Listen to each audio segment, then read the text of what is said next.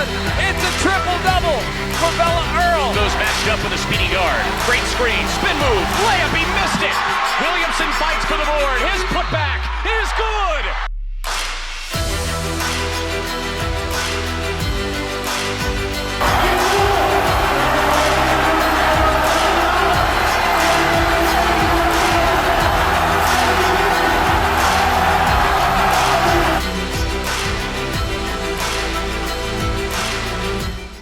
What's up, everybody? It is Friday afternoon. Again, this has been the Southern Utah Women's Preview Week. We just posted that on the Straight Outta WAC, or I should say WACHoopsNation.com.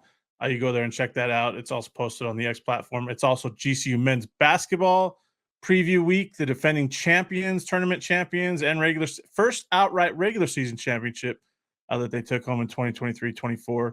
And their schedule dropped yesterday. I don't know if you saw it, but it was I don't even know if I want to say sick, disgusting. Like, it was awesome. Let's just say that it was awesome. Bryce Wheeler and his team. Holy cow! I play college football 25, and just the reality of that schedule being released, and now it's gone viral, like it should. It's awesome. Speaking of schedule, we have a special guest. I mean, you kind of knew it because I told you he was coming on. GCU head coach Bryce Drew just got done with a nice meeting. What did you think of that video of the non-conference schedule drop yesterday? Yeah, you described it really well. They had sent a little teaser out a couple days before, and our media department's best around and most creative around.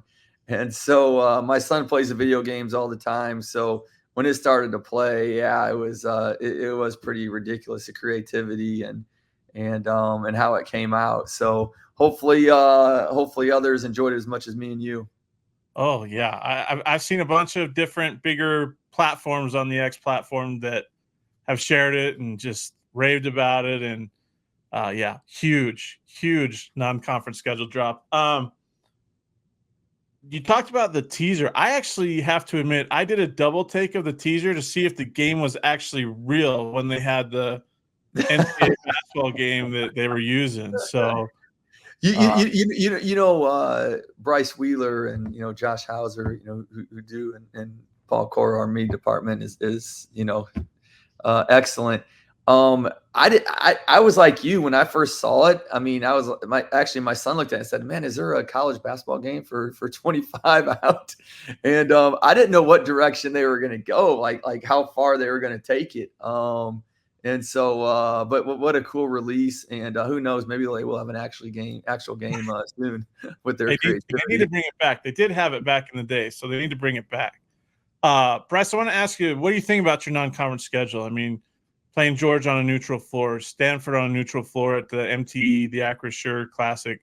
You get St. Louis to come in. I mean, it's kind of I want to say a pretty loaded schedule for you guys. Yeah, with a lot of returners, last season, it really helped get some games late that we couldn't have gotten, in the past. That Georgia game, we get to play in the Hawks Arena, on national TV, getting to play Stanford on a neutral site. The Arizona State game, we get to play in the Suns Arena here. And then, we're pretty confident we're getting to LA to play there. In the new Clippers Arena also. So some really cool games for our guys, and really challenging games, to get us ready for WAC play. How, I don't know, maybe it's different, but how, I guess maybe the importance of having Arizona State and that kind of crosstown game on the schedule every year that you've had now for a couple of years. Do you like having that, and would you want to see that continue as you get into the West Coast Conference as well? Yes, it's a great event for the city. The women are going to play, the men are going to play. It's a great way to kind of start the college basketball season off, in our city. And so, a lot of excitement, a lot of hype, around that contest from around the city. So really cool with that. And, also, just with a lot of other games we talked about, our arena is so great in the non-conference. We don't want to leave too often because we want to play in front of our fans. And so we have some great opportunities for home games. Western Kentucky, St. Louis, like you mentioned. That'll be great non-conference home games. So they did a little video with the players back before the Olympics started, and they asked the players each individually as they came up on the camera who the best USA basketball team was. So I have to put you on the spot. I'm going to ask you who, in your time, that you've watched, who is the best USA basketball team that you've watched? Yeah, I mean, I'd go for a Stream team. I loved just they were superstar after superstar, and how they came together, kind of the first team to do that, and play. The rules have changed. I think it's so hard to compare generations because rules change, style of play changes, with the rules, and so it's just so hard to compare. But I'd probably put them one. I'd probably put Redeem Team 2. Because that was so impactful just for what it did for USA basketball, kind of putting us back as the powerhouse, in the world. And then, this team was special. I thought the combination of the players and just the chemistry, was really good with this team. So I'd probably put this team third. Yeah, I'm with you there. With the Redeem Team was a 2008 team. Is that it, right? I'd have to go back and do my math on that. We won 8, 12, 16, 20. Is that right? 24. That sounds about right, somewhere in there. Yeah. So yeah, it was a 2008 squad. So 92 with Michael Jordan, Scottie Pippen, Larry Bird, Magic. I mean, that, like you said, it's hard not to put them on a pedestal because of what they did, but you also, like you said, the game's changed and the rules have changed. So it's tough to compare, but when you put top to bottom that roster, it's hard to, I don't know. That's my thought. There's a lot of, there's stars or superstars, and there's the Hall of Fame superstars that, you mentioned just one of their names, everybody knows who they are. And they had so many guys on that team. Yeah. Well, speaking of so many guys on that team, you've got some guys. I think there's a little bit more depth this year heading into 2024-25. I think, and you may not be able to answer right now, the big question is Tyon Grant Foster's status heading into November. A lot of fans hit me up when I put out that I was speaking to you today. They were wondering if maybe you can share any thoughts on that. Yeah, no, Tyon's doing well. He's practicing, playing well. He's gotten bigger and stronger since last year.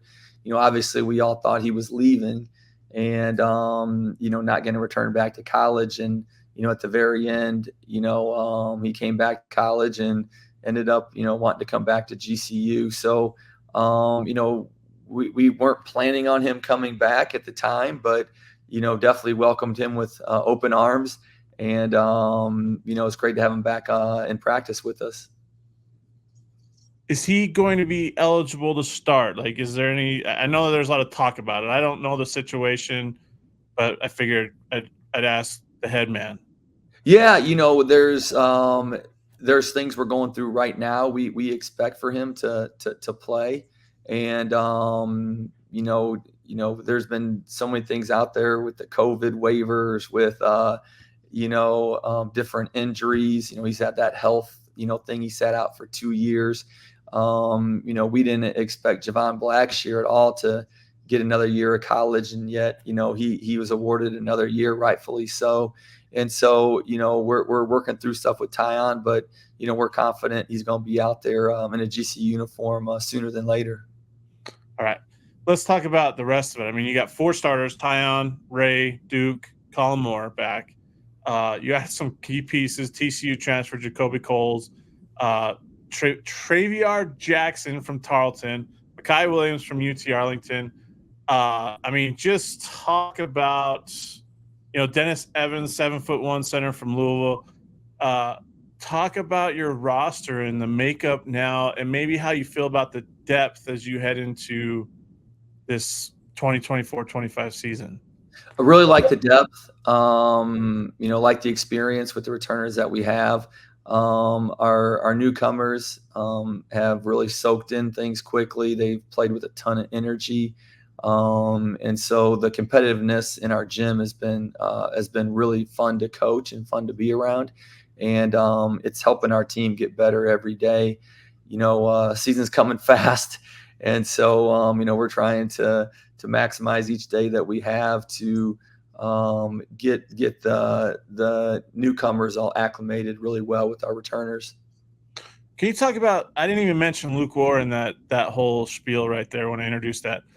Can you talk about what he did, especially down the stretch, the WAC tournament, even in the NCAA tournament, while the point totals weren't like off the chart, he still impacted both those games.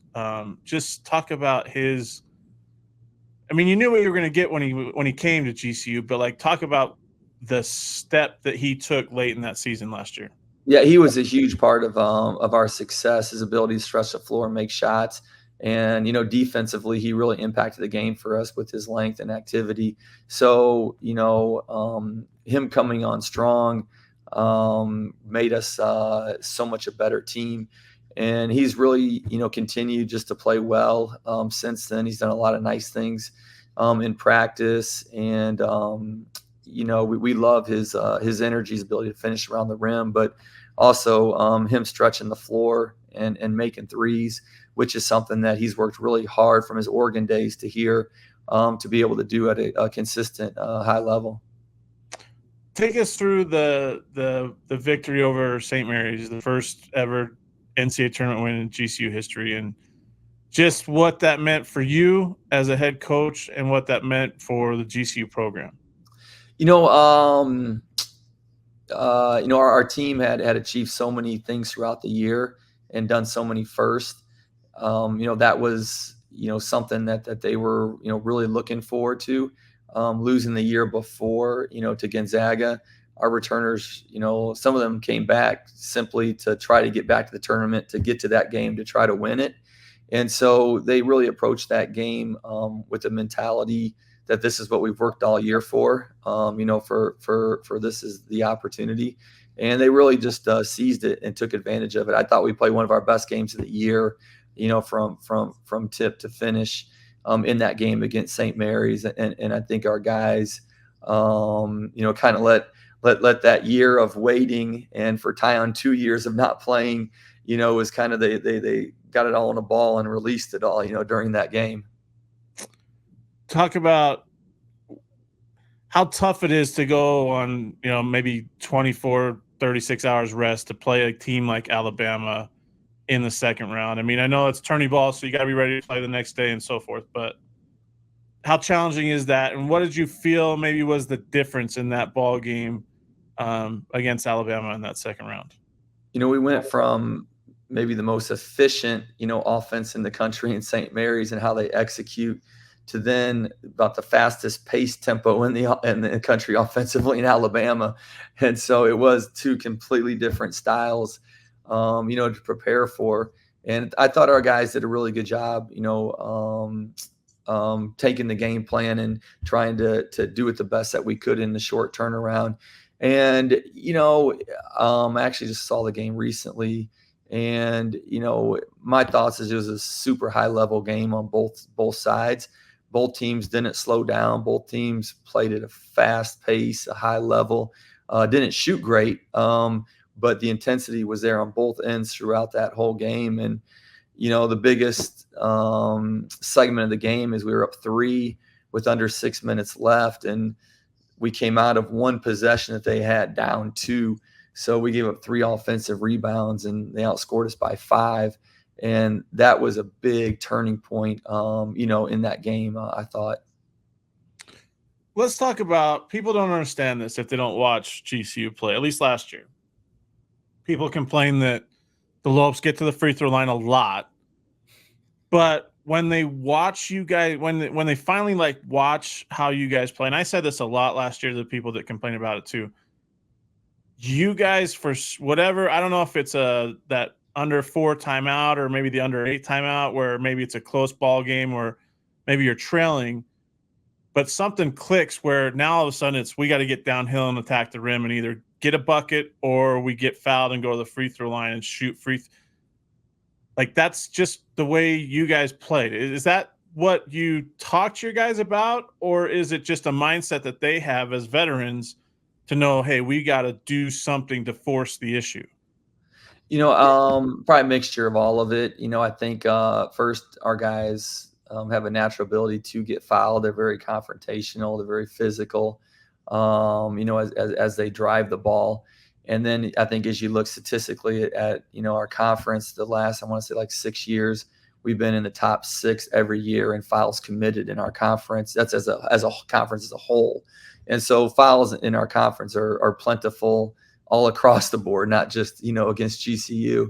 And so, I think it's a mix, of all of those things. But, if you look at the history of our players, even before they came to GCU, if you look analytically at some of them, because we have, they got fouled and got to the free throw line pretty well at other schools too. So I asked the question a lot of people were wondering, so I appreciate that answer. And I think, that just tells a story that at their previous schools, they were getting the free throw line almost as much as they are at Grand Case. So it's not a GCU thing, people, folks, whoever's listening out there. I'm just pointing that out. Well, but if you look again, I think you got to take the conference fouling into consideration. Again, there's 30 some conferences, and was it the last 6 years we've been top 6 in fouling, and that's all of our conference teams across the board. But I think I looked it up on the ESPN stats, and I think GCU and SFA were in the top 15 together, and then there was another team that was like top 20. So like, there's a lot of fouls that are committed in the Western Athletic Conference. Let's put it that way. A lot of fouls. Is there somebody that stuck out to you since they've stepped on campus? One of the newcomers that's kind of stood out? I think our younger guys, our freshmen and sophomores, have really been competing. We have such a veteran group and a very physical group. We have 3 freshmen, Styles Phipps, Austin Maurer, and Sammy Yaney, and they've been really competitive. And then 2 sophomores, Mackay, who Williams, and Caleb Shaw, and they've been very competitive as a group, against our veterans. And so kind of their energy and their competitiveness at a young age has really been obvious in our gym. I like it. Bryce, I want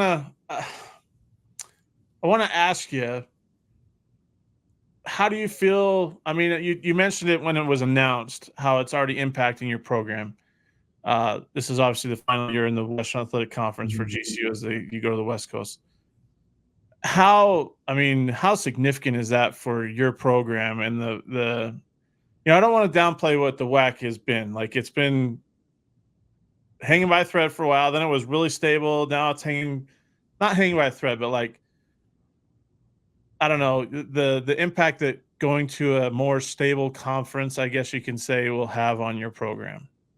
I mean, I've been here 4 years, will be my 5th. And so, but as a coach at GCU, I'm very thankful for the WAC. Again, the WAC welcomed GCU as a Division I school and gave us a great opportunity to play at the Division I level, in the WAC conference.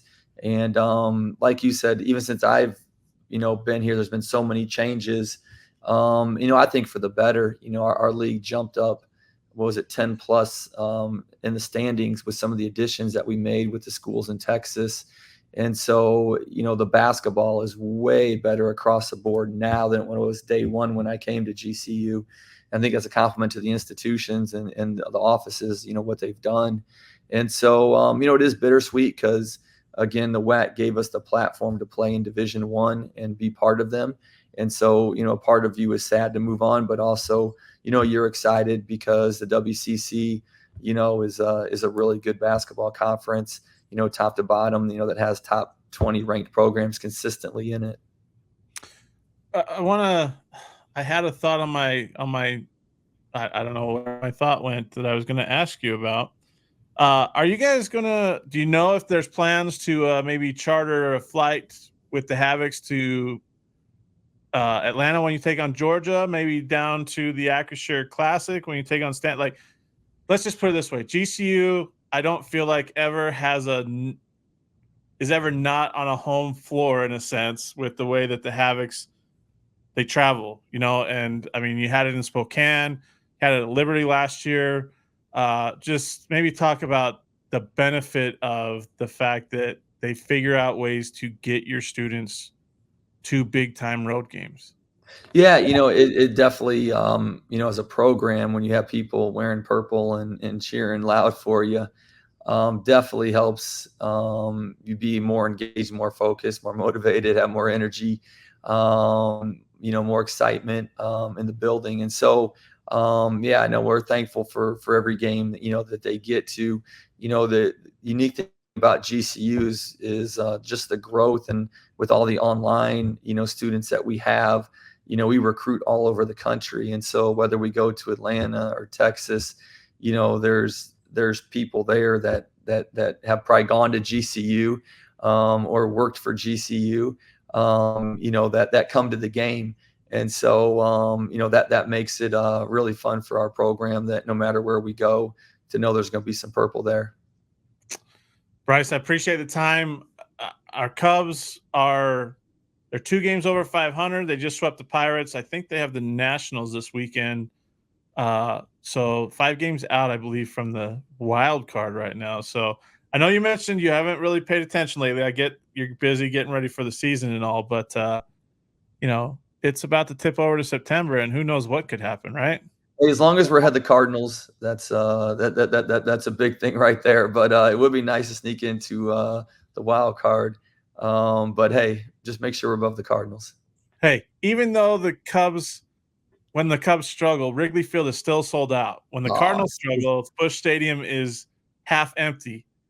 Even when the announcers are talking about that on their radio broadcast. So it's shocking. It's crazy. I saw that the other day with Cardinals. I was like, man, it's like not even half full. It's like that's nuts to think of a Cardinal stadium not even half full. Yeah, it's a rare thing, or at least it has been in the past. So we'll see what the Cubs can do. Bryce, appreciate you. Thanks for taking the time. Enjoy, I guess. Well, the summer's basically over because September turns over on, what is that, Sunday. So 2 months away from the season. It's coming fast. Hey, thanks for having me on. Thanks for listening to the Straight Outta WAC podcast. You can find us on Apple Podcasts, Spotify, and other podcasting platforms. Be sure to subscribe so you never miss an episode. Remember to follow WAC Hoops Nation on all your favorite social media platforms.